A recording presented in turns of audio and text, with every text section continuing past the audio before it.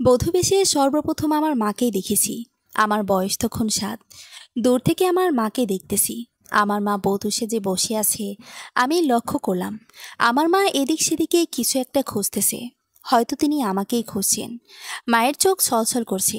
খুঁজলেও কি, সে তো আমাকে ডাক দিতে পারবে না, আমাকে কাছে টানতে পারবে না, আর আমিও আমার মায়ের কাছে যেতে পারবো না। কি অদ্ভুত! আজ থেকে আমার মায়ের পরিচয় দিতে আমি পারবো না। এটা সম্পূর্ণ নানাবাড়ির লোকেদের আদেশ। যেই লোকটা আমার মাকে বিয়ে করেছিলেন, সেই লোকটা আমার ব্যাপারে জানতেন। তবে তিনি জানতেন আমি অনাথ আশ্রমে আছি। আর আমার মাকে বাধ্য করিয়েছে বিয়ে করতে। মামাদের চাপেই মা বিয়েটা করছে। কতদিনই বা মামা বাড়ির লোকেদের ঘাড়ে বসে খাবো। আমার মায়ের একটা সেলাই মেশিন ছিল, সেটাও বিক্রি করে মামা টাকা কাজে লাগিয়েছে। আমার বাবা মারা যান রোড অ্যাক্সিডেন্টে। বাবার চেহারাটা আমার স্পষ্ট মনে আছে, কারণ আমি যে সব সময় বাবার সাথেই থাকতাম। যতক্ষণ বাসায় থাকতাম ততক্ষণই বাবার কোলে বসে থাকতাম। বাবা নিজ হাতে খাইয়ে দিতেন আমাকে। রাতে কাজ শেষে যখন বাসায় ফিরতেন, তখন আমি ঘুমিয়ে থাকলেও কোলে তুলে নিতেন। কত ভালোবাসা পেয়েছি বাবা মায়ের কাছে। বাবা মারা যাওয়ার পরে আমরা একেবারে নিঃস্ব হয়ে যাই। বাবা দিন আনতো দিন পার করত। তবে কাজ করে কিছু টাকা গুছিয়ে মাকে সেলাই মেশিনটা কিনে দিয়েছিল। সেই মেশিন দিয়ে যে টাকা পেত, তাতে আমাদের সংসার চলতো না। এক পর্যায়ে বাধ্য হয়ে আমরা নানা বাড়িতে চলে আসি। ছোটবেলায় দেখতাম ছেলেমেয়েরা কাছে ব্যাগ নিয়ে স্কুলে যাচ্ছে। আমারও তখন খুব ইচ্ছে করতো ওদের সাথে আমিও স্কুলে যাই। তখন সবচাইতে বেশি ভালো লাগতো স্কুল ড্রেসটা। হালকা গোলাপি শার্ট আর কালো হাফ প্যান্ট। আহ, কত সুন্দরী দৃশ্য! এক ঝাঁক বন্ধুরা স্কুলে যেত। আমার ইচ্ছে থাকা সত্ত্বেও আমি বলতে পারি না আমি ওদের মতো স্কুলে যাব। শীতের রাতে মা আমাকে কোলের মাঝে নিয়ে শুয়ে আছে। সুন্দর সুন্দর গল্প শোনাতেন, মাথায় হাত বুলিয়ে দিতেন। ও হ্যাঁ, আমার মাথায় তখন উকুন ছিল। মা রাতের অন্ধকারে বিলি কেটে উকুন আনতেন। তখন আমার কি যে ভালো লাগতো! আমি শুয়ে থাকা অবস্থায় মায়ের গলা জড়িয়ে ধরে বলে ফেললাম, মা, আমিও স্কুলে যেতে চাই। দেখছো মা, ওরা কত সুন্দর কাপড় পরে একসাথে স্কুলে যায়, আমিও ওদের সাথে যাব। না রে বাবা, তোর ওদের মতো যাওয়া হবে না। আজ তোর বাবা বেঁচে থাকলে যেতে পারতে।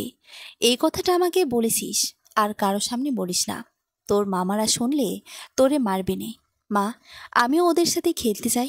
আমাকে ওদের মতো জামা প্যান্ট বানাইয়া দাও। দিব বাবা, দিব, তবে এখন না। তুই বাবা ঘুমা, আমি তোকে ঘুম পাড়িয়ে দিচ্ছি। কপালের ওপরে পানির ফোঁটা অনুভব করলাম। তার মানে মা কাঁদছেন।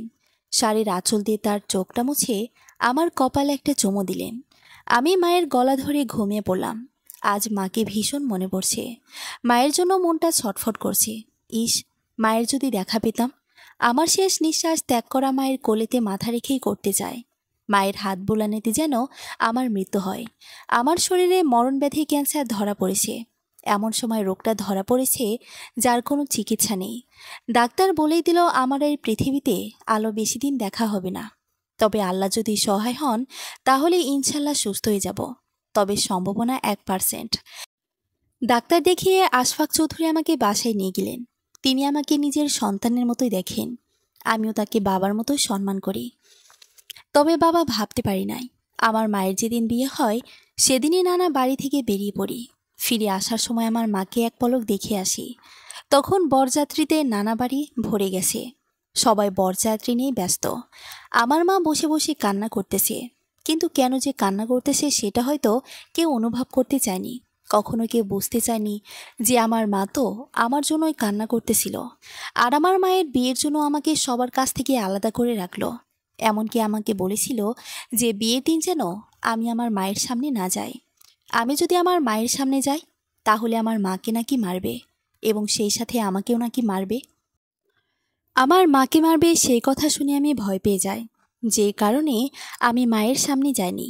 কিন্তু মায়ের প্রচুর মায়া হলো। আমি আর কিছু না ভেবে নানা বাড়ি থেকে অচেনা জায়গায় উদ্দেশ্যে বেরিয়ে পড়ি। কোথায় যাব, কোথায় থাকবো তা ভাবিনি। বিকেলবেলা হাঁটতে হাঁটতে অনেক দূরে চলে গেলাম। রাস্তায় রাস্তায় ঘুরতে থাকলাম। কেউ আমাকে একটাবার খাবার দিল না।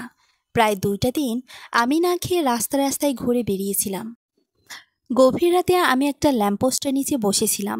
ল্যাম্পপোস্টের নিচে বসে থাকার কারণে আমার কপালটা খুলে গেল। আমাকে একা বসা দেখে আশফাক চৌধুরী চোখে পড়ল। তিনি গাড়ি থেকে নেমে আমার সামনে গিয়ে দাঁড়ালেন। আমার সামনে গিয়ে বললেন, এই ছেলে, তুমি এখানে কি করো? এত রাতে তোমার মতো একটা বাচ্চা ছেলে এখানে থাকে? আর বাহিরে তো প্রচুর ঠান্ডা। আমার তো কেউ নেই, আমি তো রাস্তায় রাস্তায় ঘুরে বেড়াই। আমাকে কয়টা টাকা দিবেন? আমি কিছু খাবার কিনে খাইতাম। আমি 2 দিন ধরে না খেয়ে আসি। তুমি আমার সাথে যাবে? সেখানে গেলে অনেক খাবার পাবে। তোমার বাবা মা কোথায় থাকে? হুম, যাব। আমাকে খাবার দিলেই হবে। তোমার আত্মীয় স্বজন কে কে আছে? এই পৃথিবীতে আমার কেউই নেই, তুমি আমার সাথে চলো। আমি আর কিছু না বলে আশফাক চৌধুরীর সাথে তার গাড়িতে উঠে বসলাম। তার বাড়িতে নিয়ে একটা মহিলার সাথে আমার পরিচয় করায় দিল। বুঝতে পারলাম যে উনি হয়তো আশফাক চৌধুরীর স্ত্রী। সেই থেকে আজ এ পর্যন্ত আমার আসার জন্য সবকিছু অবদান এই আশফাক চৌধুরীর। তবে তাকে আমি কখনো বাবা বলে ডাকিনি, সবসময় আঙ্কেল বলেই ডাকতাম। আশফাক চৌধুরী আমার নতুন জীবন ফিরিয়ে দিলেন। তিনি আমাকে গোছগাছ করে একটা স্কুলে ভর্তি করিয়ে দিলেন।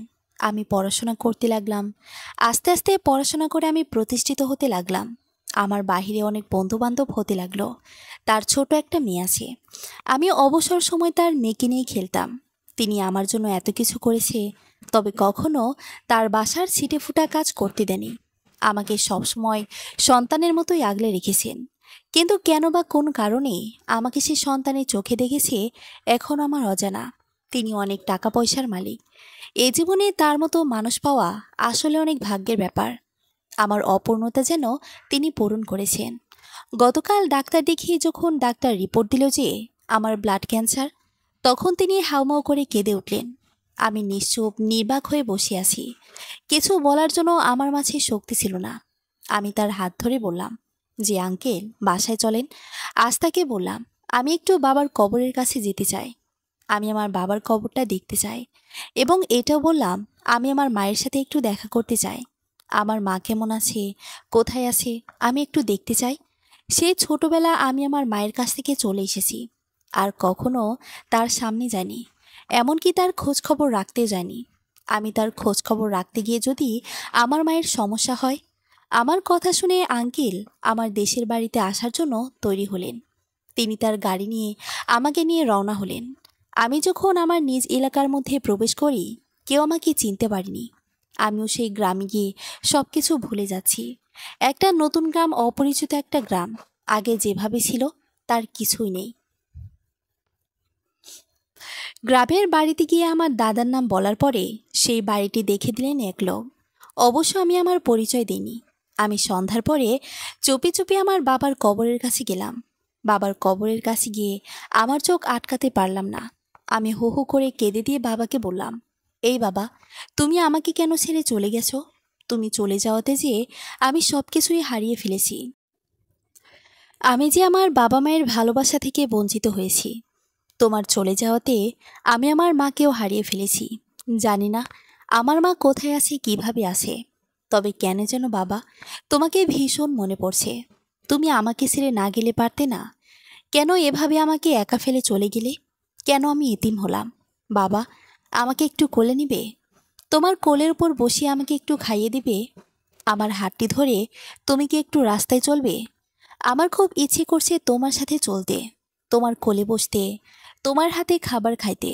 বাবা প্লিজ, একটাবার আমার কাছে ফিরে আসো না। এই বাবা, তুমি কি আমার কথা শুনতে পাচ্ছ? বাবার কবরের জিয়ারত করার পরে আমি আমার নানা বাড়ির উদ্দেশ্যে রওনা হয়েছি। জানি না আমার মায়ের দেখা পাবো কিনা, জানি না আমার মা বেঁচে আছে কিনা। আমার মায়ের সামনে গিয়ে আমি খুব শক্ত করে মাকে জড়িয়ে ধরব।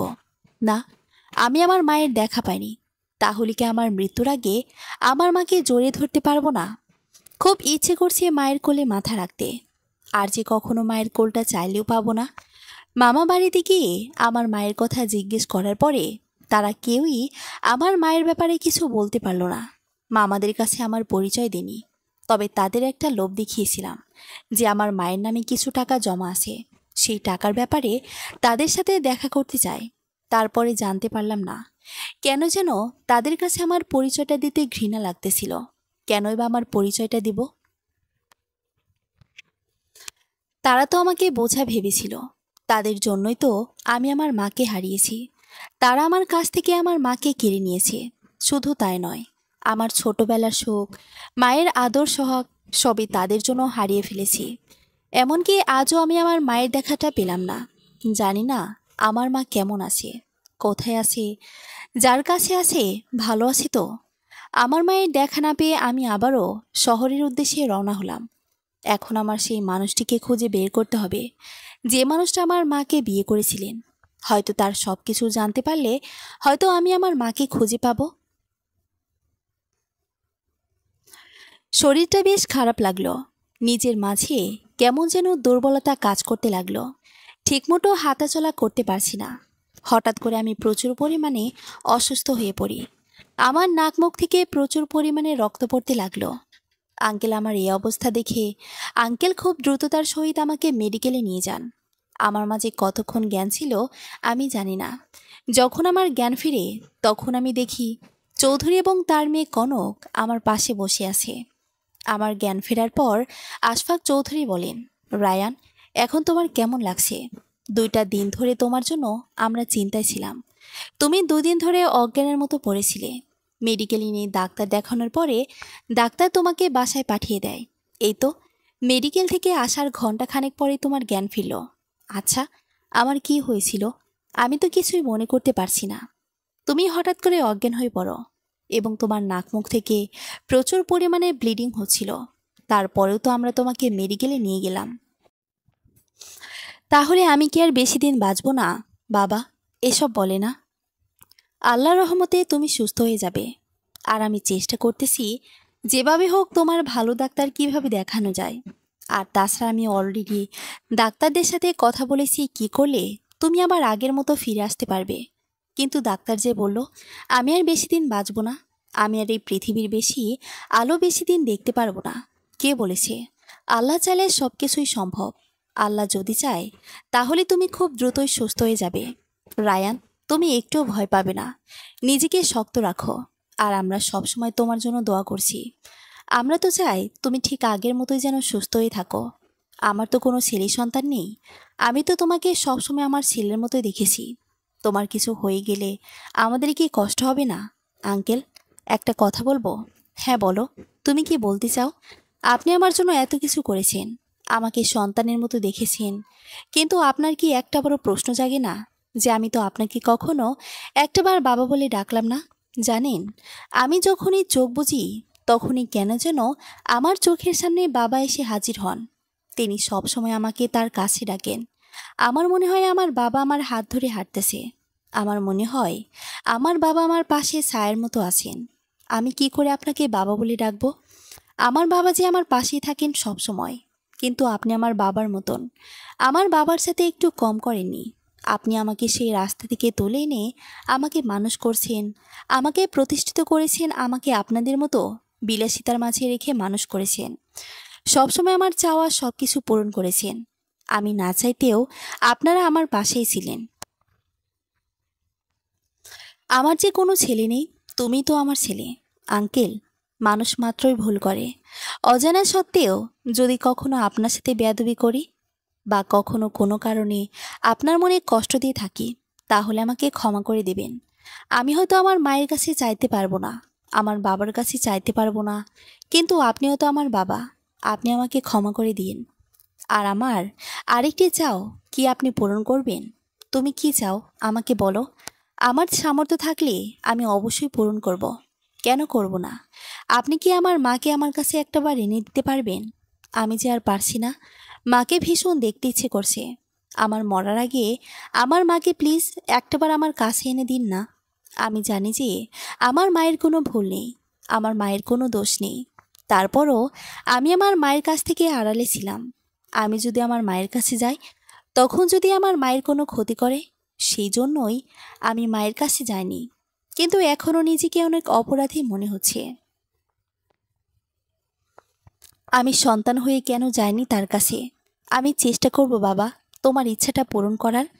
আমি আবার যাব তোমার মামার বাড়িতে। সেখানে গিয়ে আমি তার খোঁজ খবর নিব এবং যেখানে তোমার মাকে তারা বিয়ে দিয়েছিল আমি সেই পরিবার সম্পর্কে জানব। তুমি চিন্তা করো না, আমি যে কোনোভাবে তোমার মাকে তোমার কাছেই নিয়ে আসবো। আমার উপর এতটুকু ভরসা করতে পারো তো নাকি? আমি আপনাকে কি বলবো বুঝতে পারছি না। তবে আমি মরে গেলে আমি আবারও আল্লাহর চাইব। আপনার মতো একটা বাবার সন্তান যেন হতে পারি। একটা বাবা সন্তানের জন্য যতটুকু না করে তা আপনি করেছেন। তুমি এখন চুপচাপ ভাবে খেয়ে নাও, ওষুধ খেয়ে নাও। ডাক্তার ওষুধ দিয়েছে, আর হ্যাঁ, ওষুধ খেয়ে তাড়াতাড়ি ঘুমিয়ে পড়বে। আমি আর কথা না বলে তার কথা অনুযায়ী ওষুধ খেয়ে শুয়ে পড়লাম। কিন্তু কিছুক্ষণ পর কনক আমার রুমে আসলো। এসে বলল, কি ব্যাপার, তুমি এখনো ঘুমাওনি? মাত্রই তো খেলাম, ঘুম আসছে না কেন জানি। তুই আমাকে এক কাপ চা বানিয়ে দিবি? আচ্ছা বসো, আমি নিয়ে আসছি। কিছুক্ষণ পরে বড় একটা মগে এক মগ চা বানিয়ে নিয়ে আসলো। আমি তো দেখে অবাক, এতখানি চা কে খাবে? কি রে, এতখানি চা এনেছিস? আমি কি হাতি? আমি আছি না, আমি খাবো। তুমি অর্ধেকটা খেয়ে আমাকে দিও, তারপর আমি খেয়ে নেব। আরেকটা কাপ নিয়ে আয়, আমি এখান থেকে দিচ্ছি। না না, কাপ লাগবে না, এটাতেই হবে। তুমি আগে খাও, তারপর আমার কাছে দিও। কনকের সাথে কথা বলতে বলতে চোখটা লেগে আসলো। ভোরবেলা আমার ঘুম ভেঙে গেল। তারপরও বিছানায় শুয়েছিলাম। শরীরটা বেশ ক্লান্ত, তাই আর কাউকে না ডেকে আমি চুপচাপভাবে শুয়ে থাকলাম। কিন্তু হঠাৎ করে কনকের কণ্ঠ ভেসে আসলো। ড্রয়িং রুমে বসে ওর বাবাকে বলতে লাগলো, বাবা, আমি তো এই পর্যন্ত তোমার কাছে কিছুই জানি। এই যে আমাদের এত এত টাকা পয়সা, একদিন তো সব কিছু তুমি আমাকে দিয়ে দিবে, তাই না? আমি তোমার কাছে একটা জিনিস চাইবো, তুমি আমাকে দিবে? বাবা, আমি রায়ানকে ভালোবাসি, কিন্তু এখন পর্যন্ত ওকে আমি এই কথাটা বলতে পারিনি। কিন্তু যখন বলবো, তখনই শুনি রায়ানের ব্লাড ক্যান্সার। রায়ান নাকি আমাদের মাঝে আর বেশি দিন বাঁচতে পারবে না। জানো বাবা, তারপর থেকে আমি আর ঘুমাতে পারছি না। আমি দিব্যি পাগল হয়ে যাচ্ছি। কী সব বলছিস? তোর মাথা ঠিক আছে? বাবা, আমি তো তোমার কাছে আগে কিছু চাইনি। তুমি প্লিজ আমার করে দাও না রায়ানকে। তুমি রায়ানের চিকিৎসা করার জন্য ওকে দেশের বাইরে নিয়ে যাও। আমি রায়ানকে নিয়ে বাঁচতে চাই। আমি রায়ানকে নিয়ে সারা জীবন একসাথে থাকতে চাই। আর রায়ানকে বিদেশে পাঠানোর আগে আমি ওকে বিয়ে করব। তুমি শুধু এই সম্মতিটা আমাকে দাও। কনক আমাকে ভালোবাসে। আমার যে মরণভেদী ক্যান্সার, এটা জানা সত্ত্বেও আমাকে বিয়ে করবে। এটা কখনো সম্ভব না। আমি জেনে শুনে কনকের লাইফটা ধ্বংস হতে দিতে পারি না।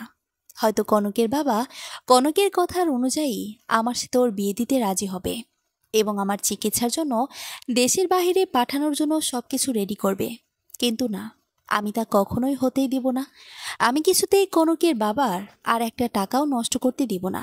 আমি জানি আমার মৃত্যু নিশ্চিত, তারা আমার জন্য যথেষ্ট করেছে। কিন্তু হঠাৎ করে কনক কী সব শুরু করছে? এসব পাগলামির কোনো মানেই হয় না। কনকের বাবা মেনে নিলেও আমি তো মেনে নিতে পারি না। ভালোবাসা কি তা নিয়ে কখনো কিছুই ভাবিনি। আর ভাবতে বা যাব কেন? কনক আমার বন্ধু, ছোটবেলার খেলার সাথী। এসব ভাবতে ভাবতে কখন যে চোখের কোণে জল জমাট বেঁধে আছে আমি বুঝতেই পারলাম না। কিছুক্ষণ পরে কনক আমার রুমে আসলো। এসে বলল, তুমি এখনো ওঠেনি? আমরা সেই কখন থেকে তোমার জন্য অপেক্ষা করে আছি।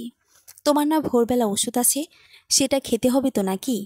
এভাবে কষ্ট পেয়ে থাকলে চলবে? নিজের প্রতি একটু খেয়াল রাখতে হবে, তাই না? তাড়াতাড়ি উঠে ফ্রেশ হয়ে খেতে হবে। তুই যা, আমি এখন আর উঠবো না, আমার ভালো লাগছে না। তাড়াতাড়ি উঠো, নইলে কিন্তু বাবাকে ডাক দিব। ওই শোন, থাক, না থাক কিছু না, তুই যা তো, আমাকে একটু রেস্ট নিতে দে। দিলি তো ঘুমটা নষ্ট করে। ওই, তোমার সমস্যা কি বলো তো? ইদানিং দেখতেছি তুমি নিজের প্রতি কোনো খেয়াল রাখছো না। এমন কেন করছো? নিজেকে এভাবে ছেড়ে দিলে হবে? একটু কেয়ার তো করতে হবে। আমার এই অনিশ্চিত জীবনে নিজের কেয়ার নিয়ে আর কি হবে? একদিন তো সবাইকে ছেড়ে আমি চলে যাব। আচ্ছা, তুমি কি উল্টাপাল্টা কথা ছাড়া আর কিছু ভাবতে পারো না? তোমার না এইসব কথা আমার শুনতে একদমই ভালো লাগে না।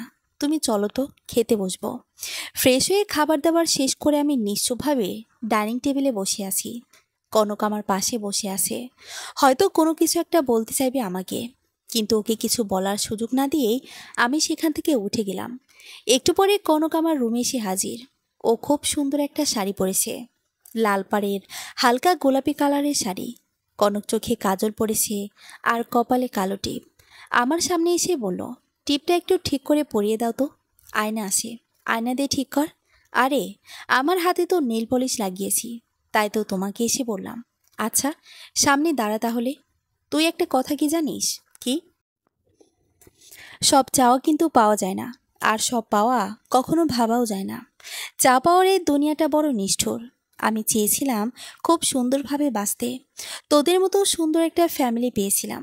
কিন্তু দেখ, ভাগ্যের খেলায় তোদের মতো একটা ভালো ফ্যামিলি পেয়ে গেলাম। আমি তোর মতো ভালো একটা সঙ্গী, বাবা মা সবই পেয়েছিলাম। আমিও চেয়েছিলাম আমার সারাটি জীবন তোদের এই পরিবারে কাটিয়ে দেওয়ার, কিন্তু আমার এই চাওয়াটা আর পাওয়া হবে না, আর কখনো সম্ভব নয়। কিছু চাওয়া পূর্ণতা পায় না, অপূর্ণতায় থেকে যায়। তাই সব চাওয়া কখনো প্রকাশ করতে নেই, নিজের মাঝে লুকিয়ে রাখতে হয়। হঠাৎ করে তুমি এমন করে বলছো যে? না, এমনি বলছি, মিথ্যে কিছু তো বলিনি। চলো আমরা ঘুরতে বের হই। হুম, ভালো লাগছে না আমার। এভাবেই চুপচাপভাবে কতক্ষণ বাসায় থাকবে? বাইরে চলো, মনটা ফ্রেশ হবে, আর তোমার অনেক ভালো লাগবে। বাসার মধ্যে আছি এটাই বেশ।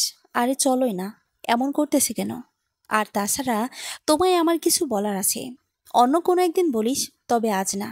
আমি জানি কনক আমাকে কি বলবে, হয়তো কনক ভালোবাসার কথাটাই আমাকে বলবে, কিন্তু সেই সুযোগটা আমি কখনোই দেব না, আর কখনো সুযোগ পাবেও না।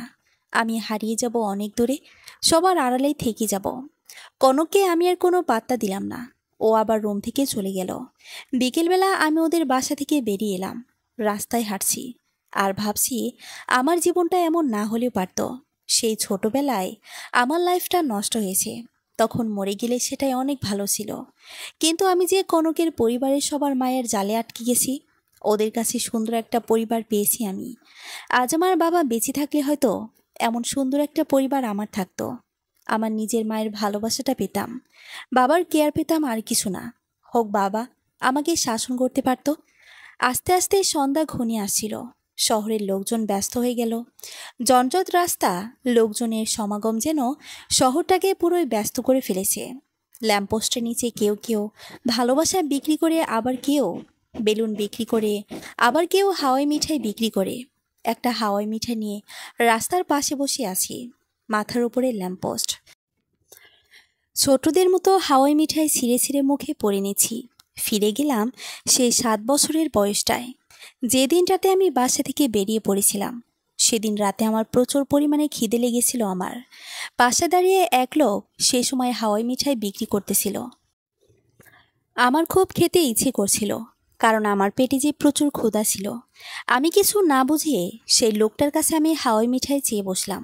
হাওয়াই মিঠাই আমার হাতে দিয়ে সেই লোকটা আমার কাছে টাকা চাইল, কিন্তু তখন আমি টাকাটা দিতে পারিনি। কোথা থেকে দিব? আমার কাছে টাকা ছিল না। যখন আমি তার হাতে টাকাটা দিতে পারিনি, সেই লোকটা আবার আমার হাত থেকে হাওয়াই মিঠাই টেনে নিয়ে গেল। হয়তো তখন আমি গালাগালি করেছিল, কিন্তু আমার পুরোটা মনে নেই। ভিখারি বেশে রাস্তা রাস্তায় ঘুরেছিলাম সেদিন, আর তখন অভিকারের মতো হয়েছিলাম। আমার যে কেউ ছিল না, কিন্তু এখন আমার কিন্তু সবই আছে। আমার বেঁচে থাকার ইচ্ছা আছে, কিন্তু আমি যে আর বেঁচে থাকতে পারবো না। এই রায়ান, কাঁদছিস কেন? এই দেখ, তোর পাশে তোর বাবা আছে। এভাবে ভেঙে পড়লে তো তোর সাথে তো তোর বাবা মায়ের দোয়া আছে। আল্লাহর দোয়ায় তোর কিছুই হবে না। আমার বাবার ভয়েসটা আমার কানে ভেসে উঠল। আমি এদিক সেদিকে তাকিয়ে আমার বাবাকে দেখতে পেলাম না। হয়তো বাবা ওই তারাদের দেশে থেকে আমাকে বলছেন। আমার বাবা তো সবসময় সাথেই থাকেন। আমি চোখ বুজলে আমি আমার বাবার চেহারাটা দেখতে পাই। তার হাসি মুখটা আমার সামনে ভেসে ওঠে। রাস্তার পাশ দিয়ে নিশ্চুপভাবে হাঁটতেছি, এক ল্যাম্পপোস্ট থেকে আরেক ল্যাম্পপোস্টের নিচে। ঘড়ির দিকে তাকিয়ে দেখি রাত অনেক বেজে গেছে। আজ আর কনকদের বাসায় যাব না। আজকের রাতটাই রাস্তায় কাটিয়ে দেব। হয়তো এটাই হবে আমার রাতের শেষ ভ্রমণ। কিছুক্ষণ পরে কনকের বাবা আমাকে ডাক দিলেন। রায়ান, এই রায়ান, তুমি এখানে? আর তোমাকে আমি সারাটা শহর খুঁজেছি। তোমায় নিয়ে তো অনেক টেনশনে পড়ে গিয়েছিলাম। এভাবে কাউকে না বলে জানিয়ে রাস্তায় বের হওয়া ঠিক হয়েছে? তুমি এখন অসুস্থ, যে কোনোভাবে অ্যাক্সিডেন্ট ঘটে যেতে পারত। তুমি কি বোকা নাকি? চলো বাসায় চলো। আমি আর কিছু না বলে আশফাক আঙ্কেলের সাথে বাসায় চলে গেলাম। আশফাক আঙ্কেল আমাকে সাথে নিয়ে খেতে বসলেন। তিনি আমাকে বললেন, রায়ান, তোমাকে নিয়ে বিদেশ যাওয়ার সমস্ত কাগজপত্র রেডি করে ফেলেছি। আমাদের আর 20 দিন পরে ফ্লাইট। তুমি নিজেকে সেইভাবে তৈরি করে নাও। আর হ্যাঁ, ওষুধ কিন্তু বাদ দিও না। ইনশাল্লাহ বিদেশ থেকে রোগ মুক্তি করেই আমরা দেশে ফিরব। সরি আঙ্কেল, আমি আর বিদেশ যাব না। আমার মৃত্যুটা এদেশের মাটিতেই হোক। আমি জানি যে আমার মৃত্যু নিশ্চিত। শুধু শুধু আপনারা কেন টাকা নষ্ট করবেন? আমাকে নিয়ে কেন আপনারা চিন্তায় থাকবেন? যতদিন বেঁচে থাকি আপনাদের মাঝেই থাকি। আপনারা তো আমার জন্য অনেক কিছুই করলেন, আর কত করবেন। প্লিজ আমাকে ক্ষমা করুন। আমি চিকিৎসার জন্য দেশের বাইরে আর যাব না। তুমি বললেই হবে নাকি? তুমি এতদিন যেমন আমাদের কথা শুনে এসেছো, আজও আমাদের কথা তোমার শুনতে হবে। রাতের খাবার খেয়ে ছাদে চলে গেলাম। তখন রাত 2:30 হবে। অনেক সুন্দর আজকের চাঁদটা। আমি ছাদের এক কোণে দাঁড়িয়ে চাঁদ দেখতেছিলাম, কিন্তু হঠাৎ করে কনক পিছন থেকে এসে আমাকে খুব শক্ত করে জড়িয়ে ধরল এবং জড়িয়ে ধরে হো হো করে কেঁদে দিল। আমি কনককে ছাড়িয়ে নিলাম। ছাড়িয়ে নিয়ে সামনে এনে বসিয়ে বললাম, কি পাগলামি শুরু করছিস বলতো? আমার জন্য তোরা আর কত কষ্ট সহ্য করবি? আমাকে তো তোরা সেই ছোটবেলা থেকে এই পর্যন্ত নিয়ে এসেছিস। প্লিজ এসব বাদ দে। আর আমার তো কোনো নিশ্চয়তা নেই, কেন খামাখা পাগলামি করছিস? রায়ান, আমি তোমাকে অনেক আগে থেকেই ভালোবাসি, কিন্তু আমি তোমাকে ভালোবাসার কথা বলতে সাহস পাচ্ছিলাম না। আমি জানি তুমি মেনেও নিতে পারবে না, সেই ভয়ে আমি তোমাকে এতদিনে কিছু বলিনি। কিন্তু জানো, যখন তোমার অসুস্থতার কথা শুনি, তখন আমি কি করব বুঝে উঠতে পারলাম না। আমি দিব্যি পাগলের মতো হয়ে গেছি। আমি কি করব বলো? তোমাকে যে আমি বড্ড ভালোবাসি। দেখ, তুই একটা ভুল মানুষকে ভালোবেসেছিস, যে মানুষটার কোনো অস্তিত্বই নাই। এসব ব্যাপার তুই ভুলে যা। আর তুই তো আমার চেয়ে অনেক ভালো ছেলেকে বিয়ে করতে পারবি। আমার চাইতে অনেক ভালো একটা মানুষ পাবি। তুই শুধু আমার জন্য দোয়া করিস, আমি যেন আমার চাওয়াগুলো মরণের আগেই পাই। তুমি আবার উল্টাপাল্টা বলতে শুরু করছো। বাবা তো বলল তোমাকে নিয়ে দেশের বাইরে যাবে, কাগজপত্র সব রেডি করে ফেলেছে। তুমি কেন এমন ভয় পাচ্ছ? আসলে আমার কোনো ভয় নেই, কিন্তু আমার মরণের পর একটা আফসোস থেকে যাবে। আমি হয়তো আমার মায়ের কাছে যেতে পারবো না। আমার মরণের সময় আমার মায়ের কোলে মাথা রাখতে পারবো না। আমার এই একটাই আফসোস। আর আঙ্কেল যে দেশের বাইরে পাঠানোর জন্য ব্যবস্থা করেছে, হয়তো আমার দেশের বাইরে যাওয়া হবে না। আচ্ছা, তুমি বাদ দাও তো, এখন নিচে চলো। রাত তো অনেক হলো। তুমি এখনো এত রাতে ছাদে কেন? কনকের সাথে কথা বলা শেষ করে আমি নিচে চলে আসলাম। বিছানায় হেলান দিয়ে শুয়ে আছি। ইস, আমিও যদি অন্যদের মতো স্বাভাবিকভাবে থাকতে পারতাম, বাবা মার কাছে থাকতে পারতাম, আমি সবচাইতে বেশি সুখী হতাম। পরের দিন সকালবেলা কনক আমাকে জাগিয়ে দিয়ে 1 কাপ কফি নিয়ে আসলো। আমার হাতে 1 কাপ কফি দিয়ে ওর নিজের কাপে চুমুক দিয়ে বলতে লাগলো, আজকে তোমায় নিয়ে ঘুরতে যাব। সারাদিন রিক্সা চড়বো, আর আমার কিছু কেনাকাটা আছে, সেগুলো তুমি কিনে দিবে। আমার যে শরীরটা অতটা ভালো নেই, আমি কিভাবে বের হব? আচ্ছা, তাহলে আমাদের গাড়িটা নিয়েই বের হব। কিন্তু আজকের দিনটা আমি তোমাকে চাই। আচ্ছা ঠিক আছে, তাহলে পরন্ত বিকেলে বের হব। রোদের মাঝে আমি বের হয়ে ঘুরতে পারবো না। তোমার জন্য একটা গুড নিউজ আছে। এখন দিব নাকি পরে দিব? আমার আবার কিসের সুসংবাদ? এখনই বল শুনি। না থাক, এখন বলবো না, রাতে বলবো। আচ্ছা, তোর ইচ্ছা। বিকেলবেলা কনককে নিয়ে ঘুরতে বের হয়েছি। একটা লাল শাড়ি পরেছে, আর আমাকে জোর করে একটা পাঞ্জাবি পরিয়েছে। পাঞ্জাবিটা ছিল একেবারে হলুদ কালারের। গত বছর কনক আমাকে কিনে দিয়েছিল। এই যে কনকের সাথে ঘোরাফেরা করি, তা নিয়ে ওর পরিবারের কারো কোনো সমস্যা ছিল না, কারণ তারা আমাকে সবাই যথেষ্ট ভালোবাসতো। তাদের মাঝে যদি ভালোবাসা না থাকতো, তাহলে হয়তো আমাকে রাস্তা থেকে করিয়ে নিয়ে এত বড় করতে পারতো না। তাদের ইচ্ছে থাকতো না। তারা আমাকে যতটা ভালোবেসেছে, আমিও তাদের যথেষ্ট পরিমাণ সম্মান দিয়েছি, বাবা মায়ের চাইতে কম না। কিন্তু যে মানুষটা আমার জন্য এত কিছু করেছে, সেই মানুষটাকে আমি একটা বার বাবা বলে ডাকতে পারলাম না। হয়তো সেই মানুষটার মাঝে একটা চাপা কষ্ট থেকেই যাবে। কিন্তু আমার নিজ থেকে কেন যেন বাবা ডাকটা বের হচ্ছিল না। কনক কপালে টিপ পড়তে পড়তে আমার হাতটা ধরে বাসা থেকে বেরিয়ে আসলো। গাড়িতে ওঠার পরে কনক বলল, একটা পার্কে যাবে। কিন্তু আমার পার্ক একদমই ভালো লাগে না। নিরিবিলি নীরব জায়গাটাই আমার সবসময় পছন্দ। আমরা একটা নদী পাড়ের উদ্দেশ্যে রওনা হয়েছি। নদীর পাড়টক অনেক দূরে। সেখানে যেতে প্রায় 1 ঘন্টার মতো সময় লাগে। লাগুক, তারপরও লোকজনের ভিড় একদমই ভালো লাগে না। নদীর পাড়ের সুন্দর প্রকৃতি দেখতে কার না ভালো লাগে? নীরব নিস্তব্ধ, কোনো লোকজনের সমাগম নেই। নদীর পাড়ে নেমে কনক আমার হাত ধরে হাঁটছে, আর কনকের চুলগুলো আমার মুখের উপর উড়ে এসে পড়ছে। মন চাইছে না ওর চুলগুলো মুখের উপর থেকে সরাতে। তারপর আমি কনকের সামনে বিরক্তির ছাপ নিয়ে চুলগুলো সরিয়ে নিলাম। একটা পিচ্চি মেয়ে অনেকগুলো ফুল হাতে নিয়ে বিক্রি করছে। বহু রকমের ফুল রয়েছে মেয়েটির হাতে। কনক আমাকে বলল একটা ফুল কিনে দিতে। আমি মেয়েটির হাত থেকে সবগুলো ফুল কিনে কনকের হাতে দিলাম। আর কনককে বললাম, জানিস কনক, আমার পছন্দের ফুল কিন্তু জবা ফুল, একদম টকটকে লাল জবা। জবা ফুলের কোনো কাঁটা নেই, এই জন্য আমার জবা ফুল সব থেকে বেশি ভালো লাগে। হঠাৎ করে আমার প্রচুর পরিমাণ খারাপ লাগা শুরু করলো।